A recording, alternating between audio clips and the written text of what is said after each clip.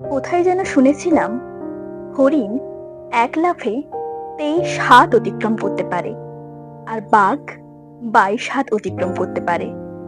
তাহলে হিসাব অনুযায়ী হরিণ বাঘের থেকে দ্রুত দৌড়ায়, কিন্তু বাস্তবে উল্টো ঘটনা ঘটে। বাঘ দৌড়ে হরিণকে শিকার করে এবং তার খাওয়ার হিসেবে ব্যবহার করে। কেন এমনটা ঘটছে বলুন তো? কারণ হরিণ বারবার দৌড়তে দৌড়তে পেছন দিকে তাকায়, এটা দেখার জন্য যে বাঘ তার থেকে কতটা পেছনে রয়েছে। আর এটি হয় তার সর্বনাশের মূল কারণ। হরিণ যখন পেছন ফিরে তাকায়, তখন সে এক লাফ কম দিলে 23 হাত পিছিয়ে পড়ে। আমাদের জীবনটাও ঠিক তেমনি। আমরা যখনই সামনের দিকে যেতে যেতে পেছন দিকে তাকিয়ে ফেলি, তখনই আমাদের সফলতা পাওয়াটা অনেকটা কঠিন হয়ে পড়ে।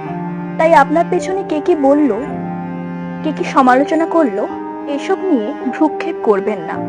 পেছনে যে ভুলগুলো করেছেন, এগুলো ভেবে সময় নষ্ট করবেন না। অতীতের ভুল থেকে শিক্ষা গ্রহণ করুন, পেছনে না তাকিয়ে সেই শিক্ষা নিয়ে এগিয়ে চলুন।